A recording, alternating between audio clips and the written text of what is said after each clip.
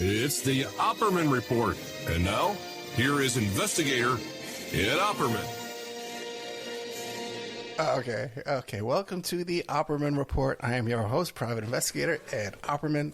You can find me at Opperman Investigations and Digital Forensic Consulting through my website, emailrevealer.com. You can contact me directly at oppermaninvestigations@gmail.com. Let's see. If you like our show, be sure and check out our Patreon. Much stuff. Happy weekend to you, my friend. Much stuff in Patreon. A lot of paper, court docs we have up there. The Trump indictment stuff. The Devin Archer transcript, unedited. The Lev Parnas. Lev Parnas was Rudy Giuliani's partner. He knew about the whole scam with the Hunter Biden laptop going way back. In fact, that was and they tried to get him. He was involved in a lot of stuff, man. Lev Parnas is a good guy. As a good guess. He's got a lot of good information. So he has a letter that he wrote to Representative Comer that pretty much debunks all of their theories about the Hunter Biden laptop. And the guy should know. He was on the plane with Sean Hannity and Rudy Giuliani heading to Vienna to pick up a version of the laptop when Giuliani, at the last second, canceled the flight. I said, can't make it. Gotta go. Got big tits waiting for me. And then they got on the plane. They arrested Lev Parnas. But they're all... who cares, right? It's too real. People don't want to know what's really going on. Ed, what about the big guy? What about the laptop from hell, Ed? What about that? What about Sean Hannity being on the plane with this dealeroo? He hasn't denied it. Lev Parnas is a known guy. Anyway, what am I going on here about? Our archives are free. Go to Spreaker.com and do a live show every 8 p.m. every Friday night. There's a chat room, and you get an email notification when I put up new content. I play repeats there every night. You can join for free, Spreaker.com. It's the same stuff you find on Apple Plays, where the majority of the listeners listen on Apple Plays. And then second is Spreaker.com. So if you moved over to Spreaker, you'd get all those notifications and stuff, and you get the chat room. But what do you call it? We're going to be driving a lot of traffic. If you can share and retweet the episodes the next 4 months, this is when all the big advertising revenues comes in, so it's very important that we build up listeners at this time of the year. Let's see what's going on. Got a lot of notes going on here, guys. A lot of notes. And I had a really bad phone call right before the show, the kind of sad news and difficult news, but what do? You got to struggle with these kind of things. Also coming up, let's see, I'm going to be named in a lawsuit. Okay. Probably a couple of lawsuits, perhaps a countersuit as well. Very least going to be a witness in all this. It'll be coming out in the next few weeks.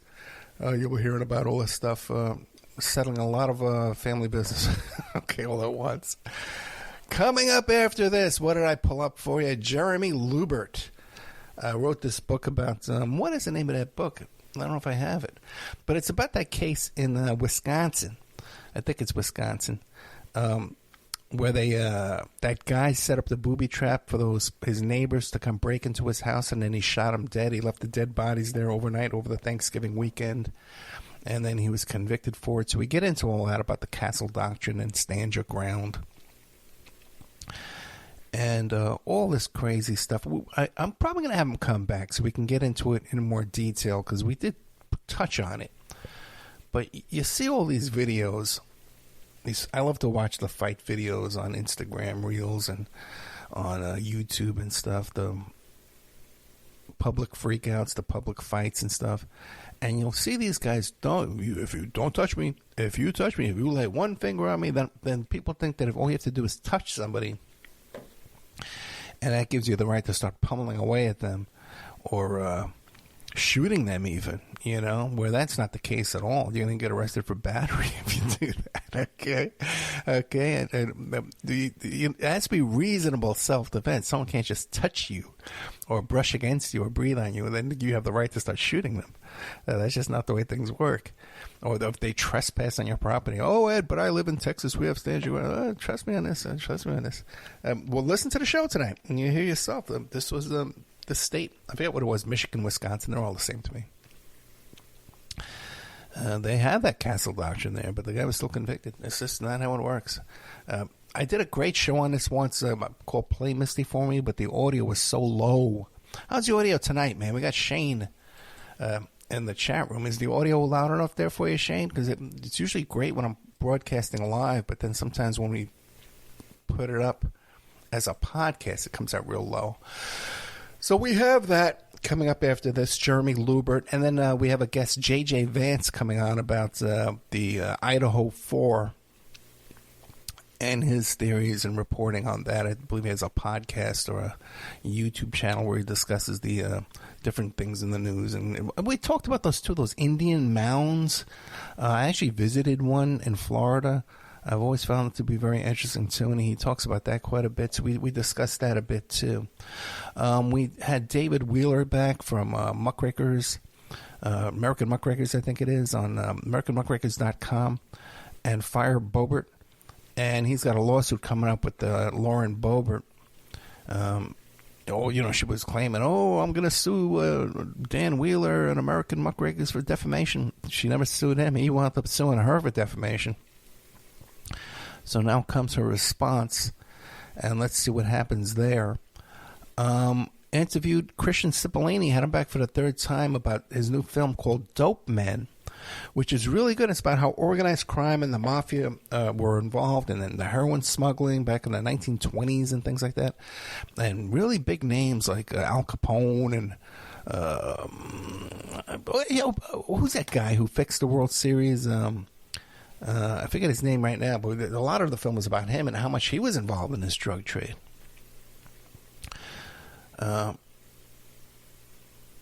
Herman Rothstein, who fixed the World Series, but was also involved in the drug trade. Just interviewed a woman today about her book about Alex Murdaugh and the Murdaugh murders, and we got into more of the smuggling and also sex trafficking that went on with that bunch over there, too. She's got some interesting theories, wrote a 700-page book that I would really recommend because she knows her stuff, that's for sure. Have an interview coming up with a woman. Maybe I shouldn't tip my hand too much on this, but she was involved with an adoption agency. And the adoption agency came to my attention because they were Instagram friends with a notorious Instagrammer who owned a pizzeria over there in Washington, D.C., where they love to play table games, type tennis type of games with paddles and ping pong balls. And this fellow here had a relationship with David Brock. Certain names and words you can't mention in this topic. But anyway, so this adoption agency was friends with him on Instagram.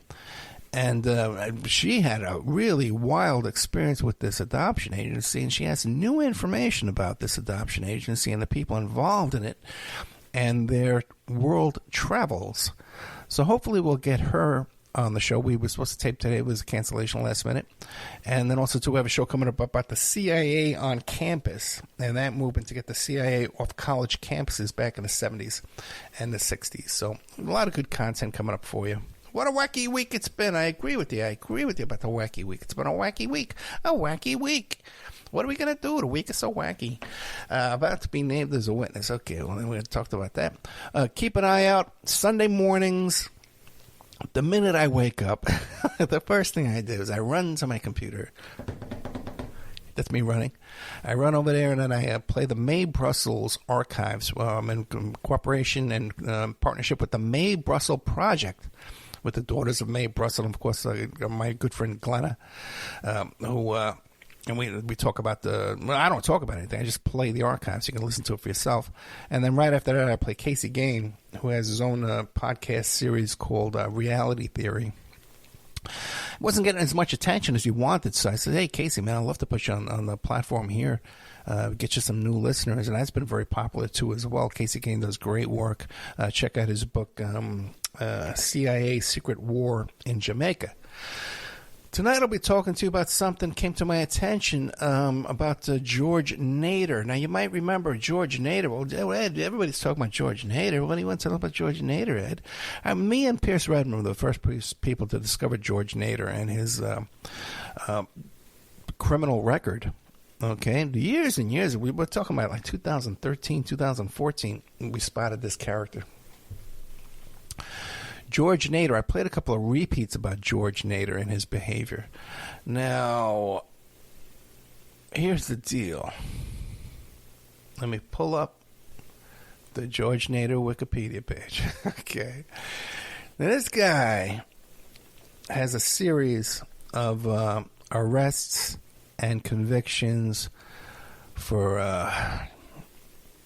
child pornography, possession of child pornography, films, magazines from the Netherlands, going way back to 1985.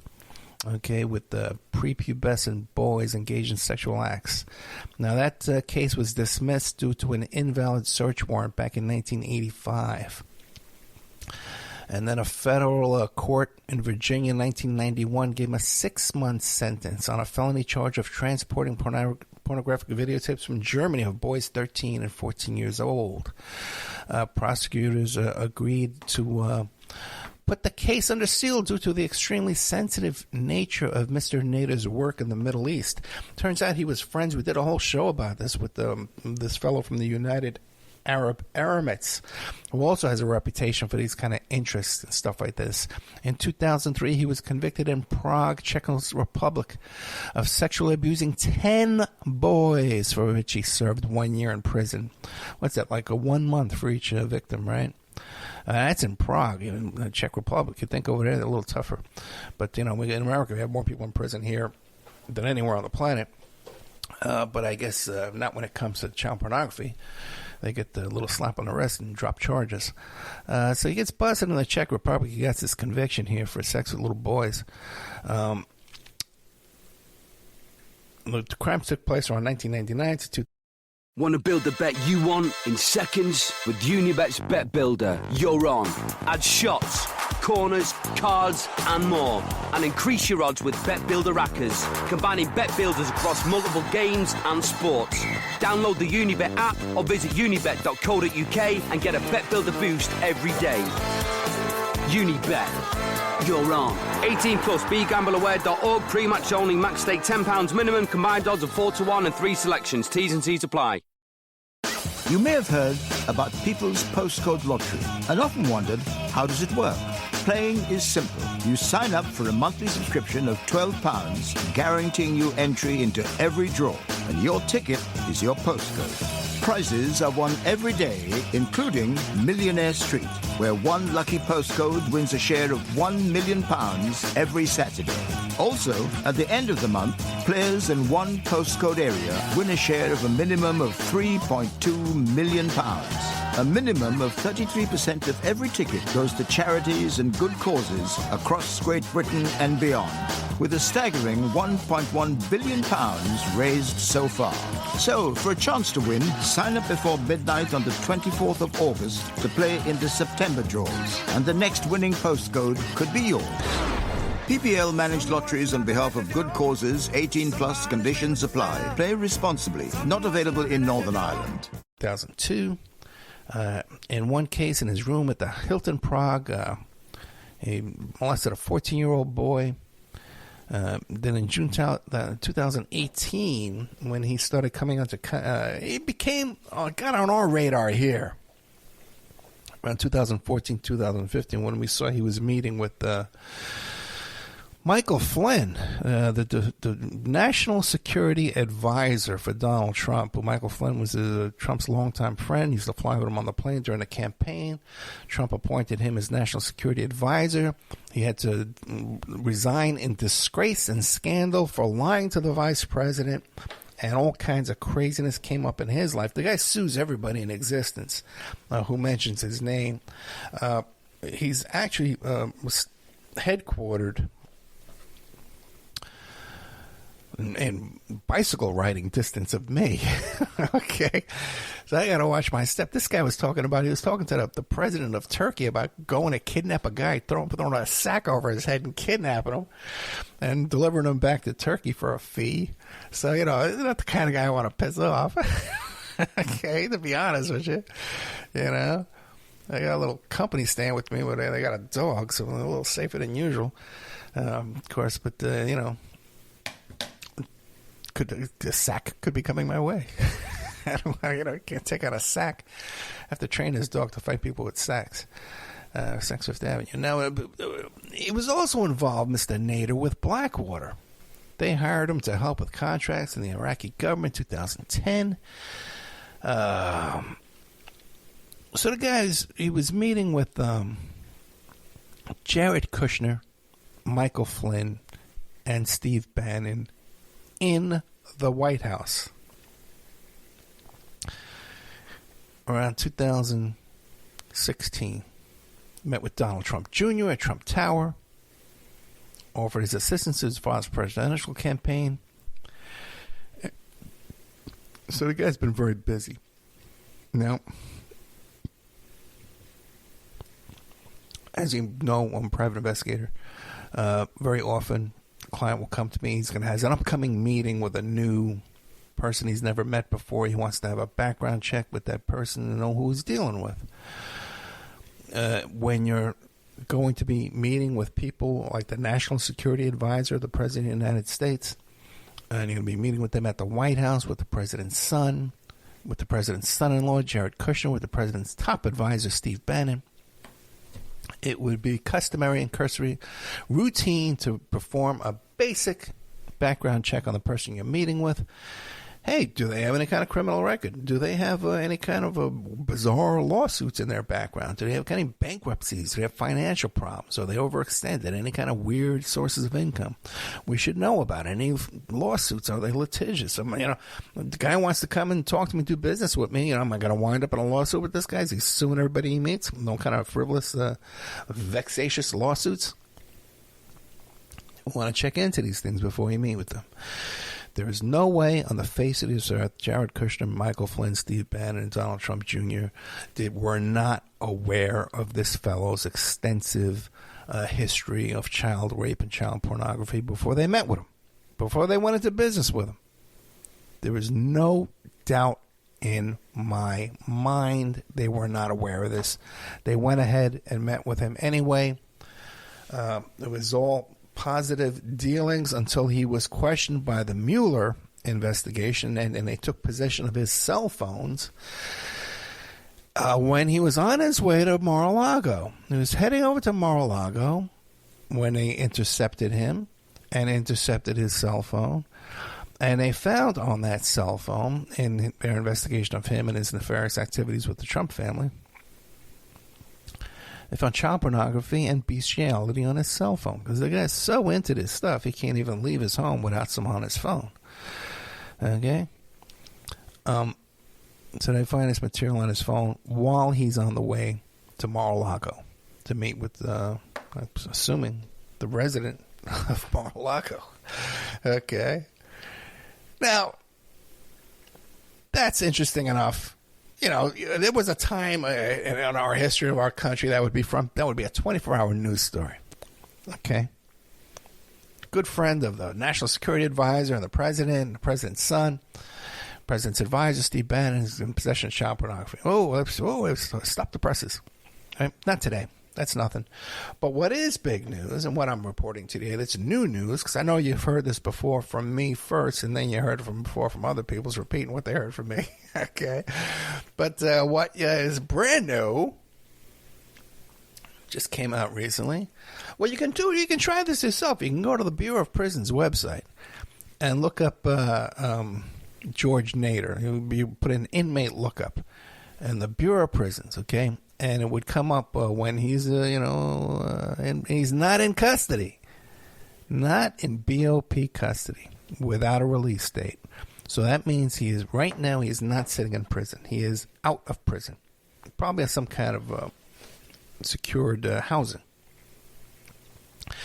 A docket review of George Nader, okay, cases indicate many sealed filings consistent with Government Rule 35B post-sentence reduction motion for cooperation, which means, ladies and gentlemen, that is my educated opinion that they have flipped Mr. George Nader, and he's going to be cooperating probably in the Jack Smith cases here.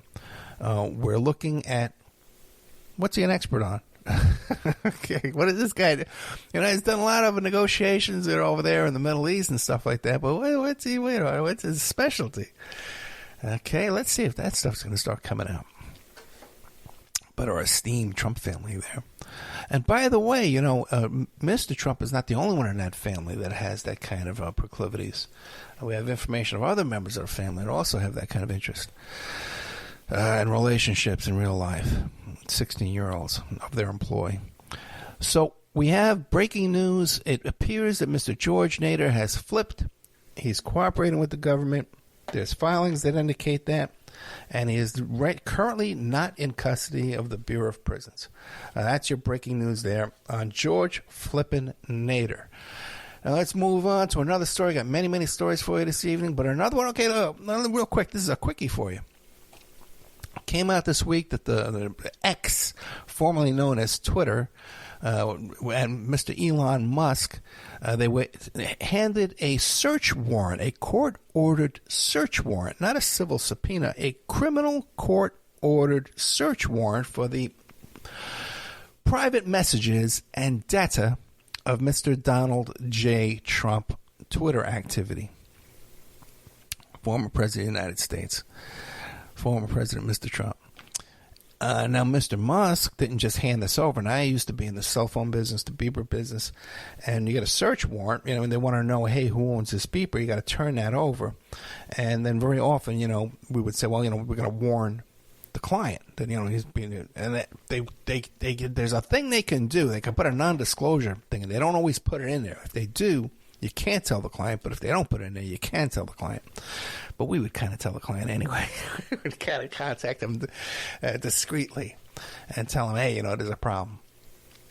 Come in and talk to me in person. But in this case, Mr. Elon Musk had his attorneys fight the turnover of the search warrant based on free speech. Now, I haven't seen the filings, okay? But now my speculation in this, why would Elon Musk care that the Department of Justice was getting a hold of Donald Trump's private messages and data information from Twitter? Why would he care? They got to turn those things over every single day, this search warrants and subpoenas and court orders to preserve this data and this information. And that happens every single day at Twitter, at Facebook, at Instagram, at all these, Gmail, all these places. They get an order and preserve the information, and then they get the order to turn over the information. But he fought it. He paid $350,000. This is quite a legal battle here to fight this, and he was fined in order to pay the state's, the federal government's legal fees. Why would he go to such an extent? Well, here's my speculation. If he's filing a response, a lawsuit against the government, he could attach an exhibit, which would be all of Donald Trump's private messages, tweets, and all his information, all of his data from Twitter. He could attach that as an exhibit. And now, since he's the plaintiff in this lawsuit, he can review that data because it's part of an exhibit that he's attaching to a lawsuit, to a complaint, okay? He has access to that information. There's many reasons why you file a lawsuit, where you may become a witness in a lawsuit, where you may be named in a lawsuit, and sometimes you do it. If you're in a situation where there's a privacy issue, and I can't come right out and say, hey, I did a job for so-and-so, and this guy found out that he's guilty, and he hired me to prove he was innocent, but I know he's guilty. I can't ethically and legally come out there and betray my client, especially if I'm working for an attorney. It's attorney-client privilege information. But if I go back and file a lawsuit and say, hey, this guy never paid me, and here's a copy of the report I did for him, and if you look at this report, it shows he's guilty. He tried me to find him not guilty. There's a lot of reasons why you'll file a lawsuit. This could be one. So keep an eye out for that. My predictions usually come true. You can count on one finger the number of times I've been wrong. And take that finger and stick it up your nose and pick your nose. Craig D. Robertson. Okay. Now, this is the part about blocking people on Facebook. Craig D. Robertson, interesting fellow, 75 years old, firearms enthusiast, lives in Utah, and the fellow was writing a bunch of threats about Biden, about he's going to go put on his sniper outfit. He had one of those sniper outfits that you can cover your whole body with and go out in the woods, and you look like another bush in the woods. He had sniper rifles, several, a whole bunch of arsenal of weapons there. He talked about previously, the FBI came to his door about his internet activity, and he posted about it later on Facebook saying, hey, good thing I had my 45 on me. They were trying to suppress my right to free speech, and I was going to shoot them down, all this kind of stuff. Okay. Now, if the FBI visits your house and then later on you say, hey, by the way, at the time I had a 45 on me and I was contemplating shooting them. Okay. That's, then the next time the FBI is going to come to your house, they're going to take that into consideration, just like I would if I'm showing up at your house. And then I find, I was packing, I was just about to shoot Ed Opperman. The next time I show up at your house, it's going to be a different situation. Which is what happened to poor Mr. Craig D. Roberts. Now, he's become the darling of the alt-right, these are alt-right Nazi types. In fact, Mr. Glenn Beck just did an interview with his neighbor where he's commiserating with the neighbor. Oh, my goodness, your poor friend, Craig D. Roberts. I understand he was 75 years old, and he was only 5'10", and he was over 300 pounds. He couldn't even stand up. Isn't it true he needed a cane to stand or to walk? Oh, my goodness, poor Mr. Craig Roberts, the FBI shot him. Well, I got to tell you something. Okay, if you first of all, it was Truth Social, Trump's social media platform, that turned this guy into the FBI. Okay, that reported his threatening posts because they were so incredibly threatening. Many were talking about how Biden's coming to town today. I'm going to go get my sniper outfit and wait for him. Many talking about, I want to see Joe Biden dead in a parking garage with a hole in his head.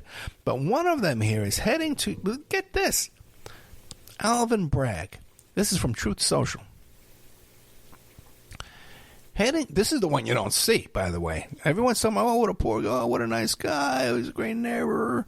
Or, let's see, Air Force veteran, Vietnam era vet, retired welding inspector, gunsmith, woodworker, NRA, life member, Second Amendment advocate, and owner of many AR rifles, many other rifles, shotguns, handguns, as Patrick Henry said, so shall I. Give me liberty or give me death. And in his profile pictures of a handgun and of a very familiar AR-15 rifle that's black and that desert tan. Okay?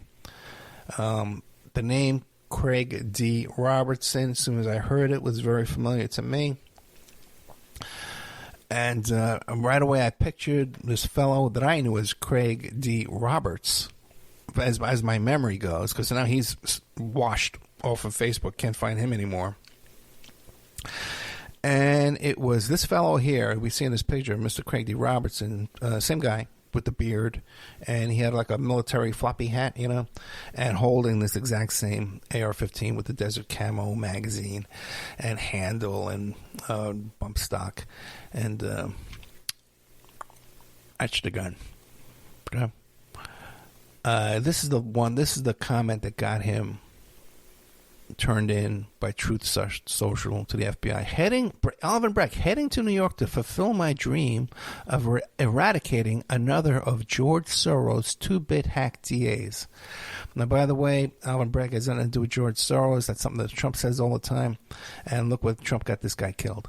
I'll be waiting in the courthouse parking garage with my suppressed Smith & Wesson M&P 9mm to smoke a radical fool prosecutor that should have never been elected. I want to stand over Bragg and put a nice hole in his forehead with my 9mm and watch him twitch as a drop of bright and red blood oozes from the hole as his life ebbs away to hell. Bye-bye to another corrupt bastard. quote unquote, the nice fellow there, Craig D. Robertson, that Mr. Glenn Beck has so much sympathy for him and his family, and oh, what a nice guy. I heard he went to church. He lived around the block from the church. What about the children in the neighborhood? Did they visit him? Did they know him? Oh, Mr. Poor Glenn Beck. Now, Craig D. Roberts, I believe this guy, I think I ran into him through Revolution Radio, which was like a right-wing internet radio station I was on back in 2012, 2013 for a short period of time. And I believe that's when I ran across this guy, Craig D. Roberts, and he started following me on social media.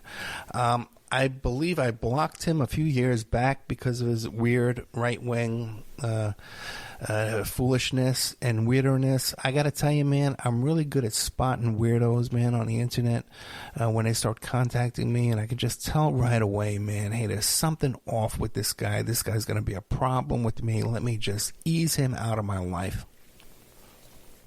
And over, I've been proven to be correct, like I was here with Mr. Craig D. Roberts.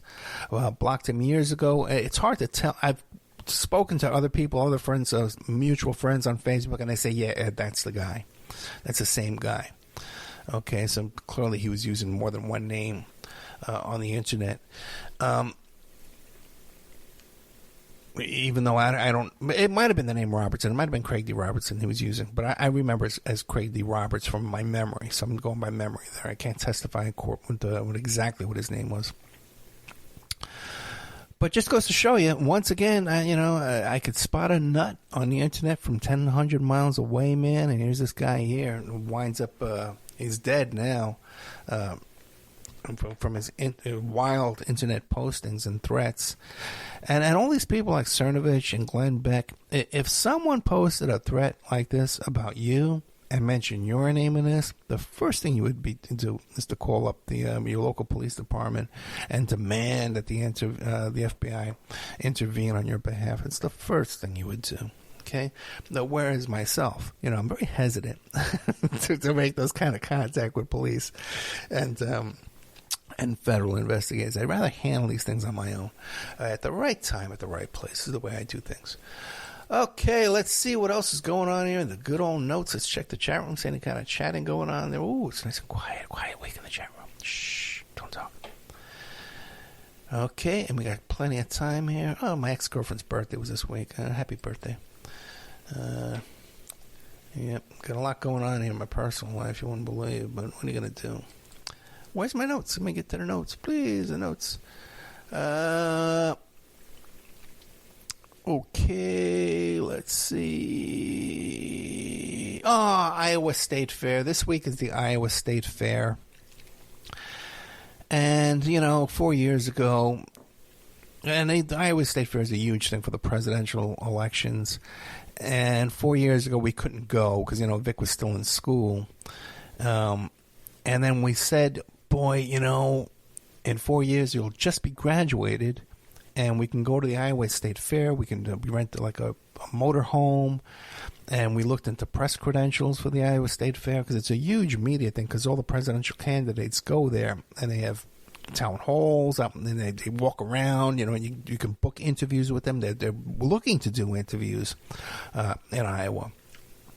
And I even looked into getting into a local station in Iowa for this, in preparation for this.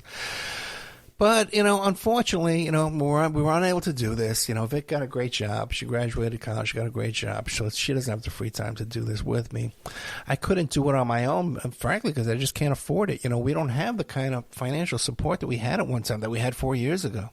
There's all these podcasters out there doing my show. Okay, they got all this support. Basically, we're like, some of these guys just repeat word for word doing. One guy, I hear he's did an imitation of me, I don't know, as a guest appearance. So just, you got to wonder, So anyway, unfortunately, Iowa State Fair, maybe in 4 years from now, if I'm still doing this, we can make it down there and make an impact on nationwide politics like we often have, and are still doing today up until today. Well, let's see. Let me look down here. This is important. Matt Gaetz. Okay, speaking of making an impact.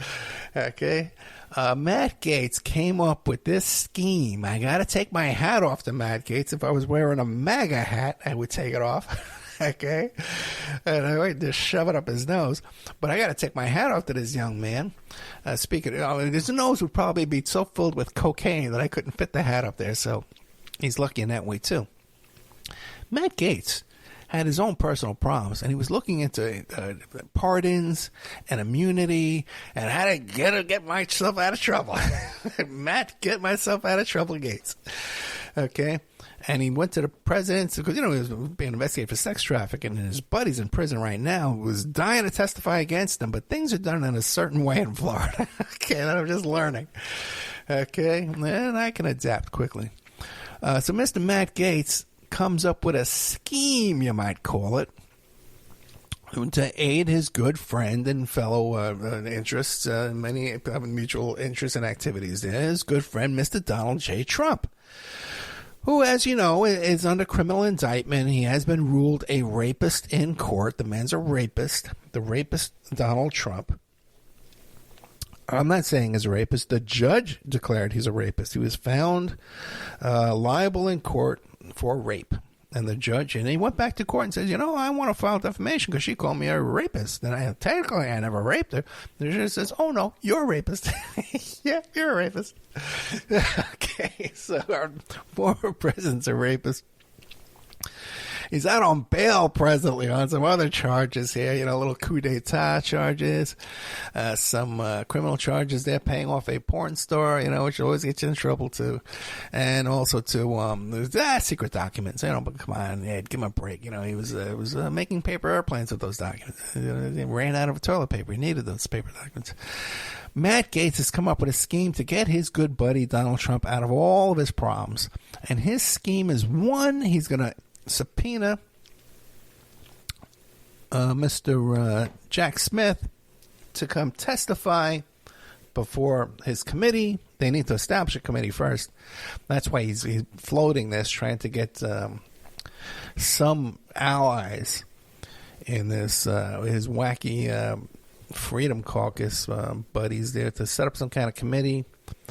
Then he can call in what's his name, Jack Smith, to come in. And if he doesn't come in, then they can indict him, and he'll be the first prosecutor under indictment who's also indicting a president. But then he's got a scheme where they're going to call in Mr. Donald J. Trump, the rapist, and to come in and testify. And before he testifies, they can give him pretty much a specified limited immunity. So if they bring in Mr. Trump to talk about, hey, Mr. Trump, we want to investigate these secret documents and what's going on with that. We want you to come in and tell us what you know. Mr. Trump, we want you to come in and tell us what you know about these your prostitution situation with this porn star. And we want you to come in and tell us about your involvement in this coup. If you'll come in and testify before our committee, we'll give you immunity on all those things you discuss. Now, I got to tell you, I don't know if you can do this retroactively after he's been charged. I don't think Mr. Gaetz has looked into that. With the legal scholars of like Mr. Dershowitz could afford him advice. Oh, another one who has the same type of interest in these two fellows. Okay, but it would be the perfect one to seek advice for in this, and I'm sure he would get the advice that he's seeking, and the same kind of advice that he's looking for. Oh my goodness, the chat room is in shock. We're shocked that Mr. Gaetz would try to pull such a stunt, but they will. Hunter Biden, today a special counsel was appointed to investigate Mr. Hunter Biden. Wouldn't you know? Mr. David Weiss has been appointed a special prosecutor to investigate all the misdeeds of Mr. Hunter Biden. And his laptop, and his crack cocaine, and his prostitutes, and whatever else he's been up to. Now, but the problem is, the thing is, it makes a great headline. We've appointed a special prosecutor to look into Hunter Biden and prosecute Mr. Hunter Biden. We got all kind of crimes going on here. We got Devin Archer. Well, that didn't work out so good. Well, we got the Durham report. Well, that didn't work out so good. But this time it's because this time we got David Weiss. But the only problem is that David Weiss has been investigating Hunter Biden since 2018. He started on this in 2018. It's 2023. Who can do the math? Someone in the chat room. How many years is that? Okay. 2023 minus 2018. What do you got there? 5 I come up with, right? I come up with the number 5. 5 years. They've been working on this. And they've really, when they come up with that he filled out a gun charge report, he lied on the form. Was one. And what was the other one? The taxes. They got him on his taxes, like Al Capone. Okay. He didn't pay his taxes. Well, actually, the taxes did get paid. They didn't get paid by him, and they didn't get paid on time, but they got paid. Oh, my goodness. But, okay, but the plea deal fell through, and now they've appointed a special counsel, and he's going to we're going to get to the bottom of this. Devin Archer's going to change his testimony. The Durham report's going to be all they used invisible ink in the Durham report, and now Matt Gaetz is going to and David Weiss, they're going to hold up the ultraviolet light, all this top secret stuff that didn't come out in the Durham report, and they're all going to be convicted. This is the one. This is it. How many times can they keep coming to us saying that they're going to pull us off and not pull it off? They're going to start looking stupid. Okay, because let me tell you something. If you've been investigating a junkie perv like Hunter Biden for 5 years and you can't come up with anything, I think I could work on this guy for a couple of months and come up with something. And for whatever reason, okay, they've been looking at, they got his laptop, they got his phone records, they got his bank records, they got all his stuff, man. They got it by hook and by crook. A lot of it's, what do they call that? Transom evidence, comes over to transom, fugazi evidence. But there's a word for it. I forget what it is. But the thing is, a lot of the stuff, the chain of custody on all this is hopelessly destroyed by people like Carrick and Bannon and Giuliani and their minions and manions and muffins. But the thing is they don't want to. Okay, whatever's going, maybe this is a shakedown from Biden saying, "Okay, listen, man, every time we find more money here, we're gonna talk about it until you give us a cut." Okay, so we got half of everything you got. Okay, maybe that's going on in the background. I don't know. But the thing is, if it was really to weed out corruption, if they were doing this, well, there was something unethical done here in his playing off of his father's name. And the shenanigans and walking around the whole country or the whole planet with his hand out saying, hey, hire me, give me money. I have influence in D.C. I have access to lobbyists. I know the best lobbyists. I know I can raise money for your company. All this stuff that he was doing. If they were really upset about that, they would go after John Kerry's son, who was his partner, doing the exact same thing. When the name John Kerry came up, they changed the subject. So is there a special prosecutor also appointed to investigate John Kerry? No. Okay, this is all goes way back to 2015. Read the Lev Parnas information. What goes way back, all they're trying to do is discredit Mr. Joe Biden, who needs discrediting. The guy can barely stand up and talk. The guy's showering with his own daughter, making out with his granddaughter. All kinds of videos. Look up Creepy Joe. But that's not enough. No. We got to go after this weirdo son who dates his brother's widow. I need an X-ray machine. That's right. They have an X-ray machine coming up. Mr. David Weiss has come up with an X-ray machine. Now, the most important story of the evening here, wait. There is one more thing. In Michigan. Now, it's pretty stuff, man. Michigan is heating up. Okay? Michigan, there's problems in Michigan. Okay, I agree with this. 16 pro-Trump electors, these fraudulent fake electors, have been charged with felonies in Michigan for their activities in this coup, which is another step in this global effort. There's not global as in worldwide, but just this overall effort to take down Trump and his conspirators, his coup conspirators and grifters, charlatans, and con men around him. So the local government, the local prosecutor there in Michigan have charged 16 pro-Trump electors. Now, some of these pro-Trump electors were just at a pool party raising funds, secret fundraising, and they're openly talking about shooting and a civil war, and someone's going to get shot. You know, there's no way they can justify this fraudulent elector thing. In fact, one of their attorneys said, "Oh, this counterfeit document that we presented is nothing like the official certificate, so they had to have known it wasn't real. So there is no crime because it wasn't a real phony or counterfeit elector's certificate." I mean, you know, when you get into those kind of defenses, man, you have a client telling you, I refuse to plead guilty. Just come up with something, okay? Because how do you stand there with a straight face and even, oh, this can't be a forgery because look how bad it is. Oh, this can't be a counterfeit dollar bill. Look how bad it is. This can't be a real bank robbery. Look, I went in there and, look how sloppy my note is. I'm not even wearing a mask. Where do you take that kind of defense? What lawyer takes it? You have a client that says, I'm not pleading guilty no matter what. You come up with something. Tell him this. Tell him I was asleep. Tell him I wasn't there. Tell him my dog ate it. Okay? And that's where we are with this defense. But they're openly talking about civil war and shooting people up. Okay? And Michigan is where they had that plot to kidnap the governor. Now, I told you as soon as I read that indictment there that it was full of holes and a ridiculous plot. We did a show about it, too, with some really right-wing woman who came on, who was sort of like a... Anyway.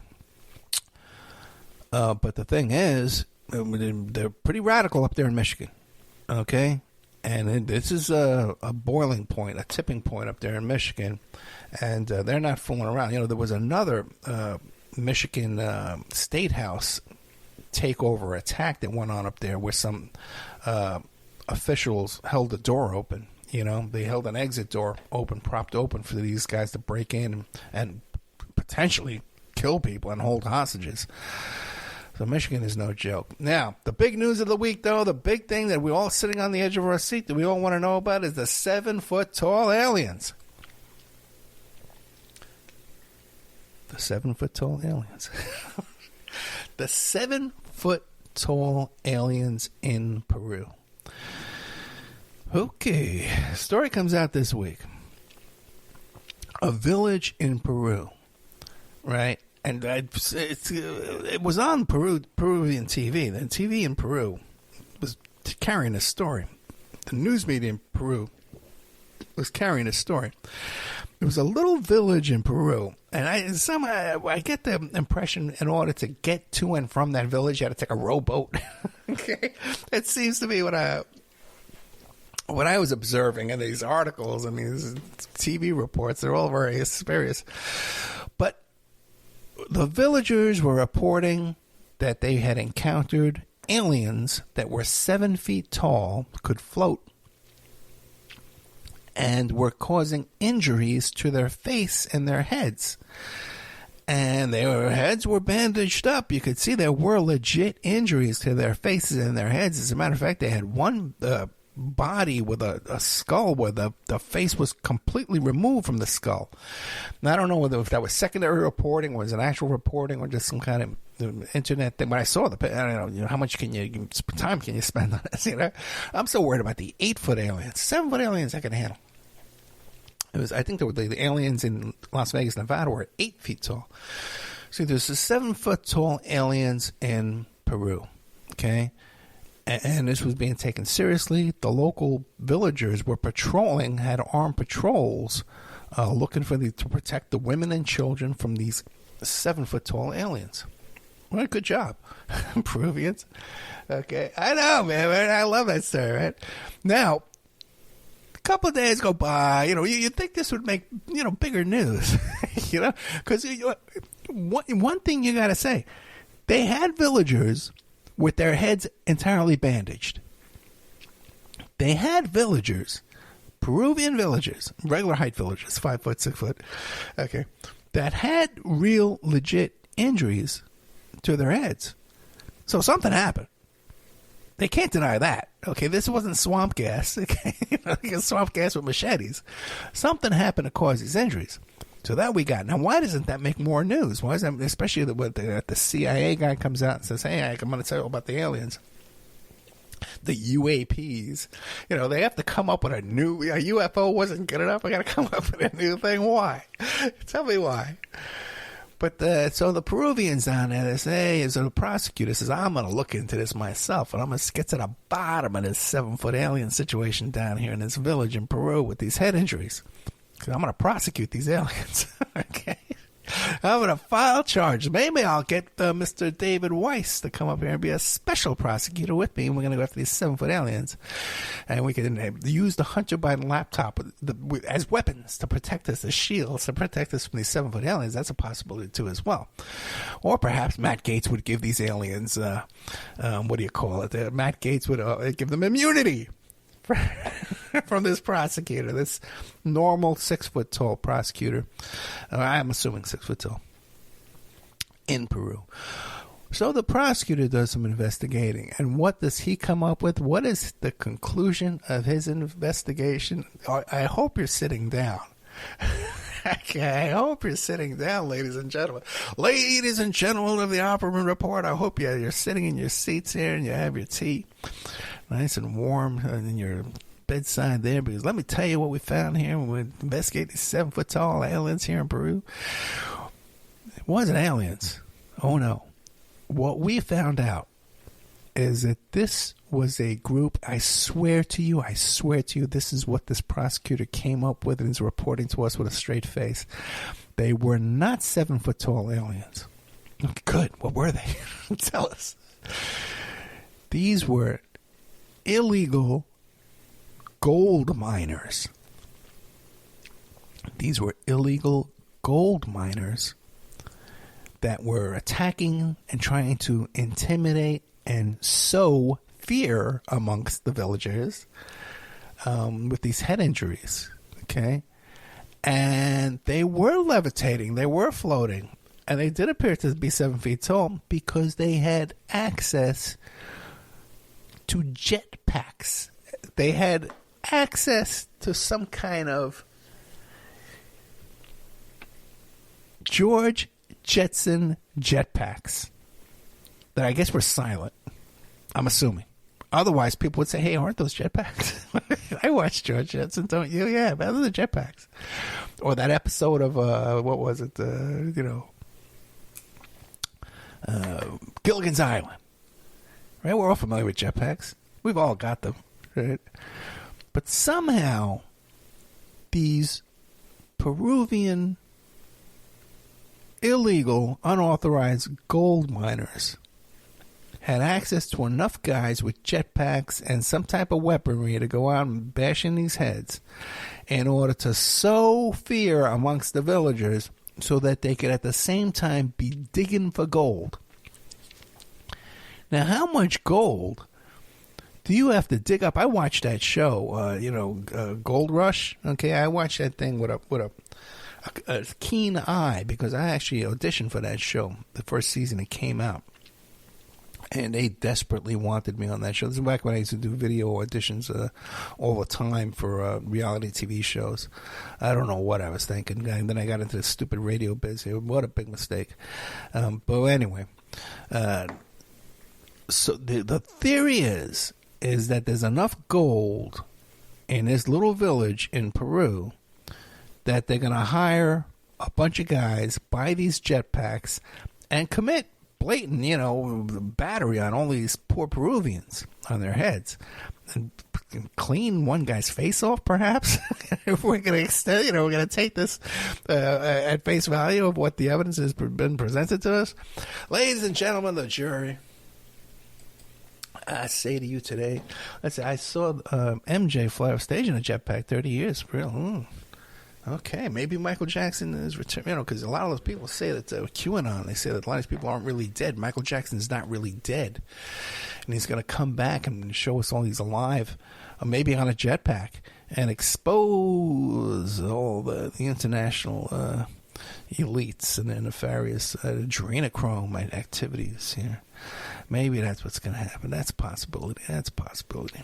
Okay, ladies and gentlemen, coming up after this will be the Jeremy Luberts, who was a former homicide detective in this tiny little town where this fellow, much like Mr. Craig D. Robertson here, with a stockpile of weapons and AR-15s and shotguns and stuff, and then his energy bar is sitting down at the table in his basement waiting for these burglars to come in. Laying in wait down there to capture and kill these burglars. If only I had a jetpack. If only the burglars had a jetpack, they could have jetpacked their way out of there. But no, they did not. All the jetpacks are in Peru. That's what they want us to believe. What is going on here? This is what passes for news. This is what passes for sanity and reality. The ex-president who's been declared a rapist is on trial for a porn star and secret documents and a coup. And they're going to have a special prosecutor going after the drug addict son of the other president. I'm not making this up. And then we got George Nader, again, another pedophile, child pornographer, rapist. He's going to be their star witness in all this. I'm not making this up. There's not one word I've said here tonight that's my opinion. That's not, you can't verify. Oh, I don't believe everything that Opperman says. He doesn't have all these sources he claims to have. I'm not naming a single source here. Secret source. The only thing I'm withholding to you is the lawsuits that I'm going to be named in and be a witness in. That's the only thing I'm withholding for him, and for a reason. Okay? Everything else, man, it's all out there. The jetpacks. That's all out there, man. You can find this information yourself. 7-foot aliens, that's out there, man. George Nader, all that information is on Wikipedia. I'm making that up. Okay. That he met with Flynn in the White House. Well, he's convicted of raping a 14-year-old? Possession of child pornography? I made that up. Matt Gaetz comes up with this scheme. He's going to give the rapist president immunity.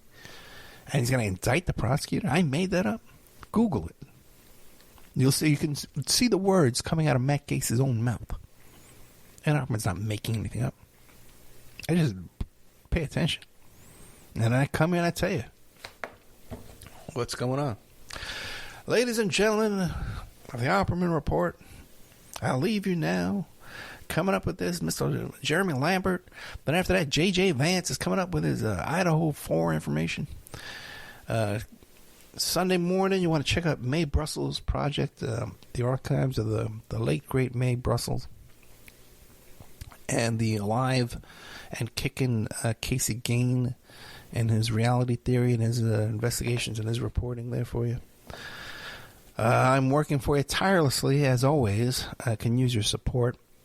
If you want to go to our Patreon, you get copies of all these documents I tell you about and I read to you. You can see that stuff there. Maybe I'll post a picture of an alien, 7-foot alien, with a jetpack. Maybe I will. Okay. If we get some jetpacks, man. If we get some support this week, all right, might have to do some traveling again coming up. Another issue. All right. Stay tuned for the next really good shoe. Good night.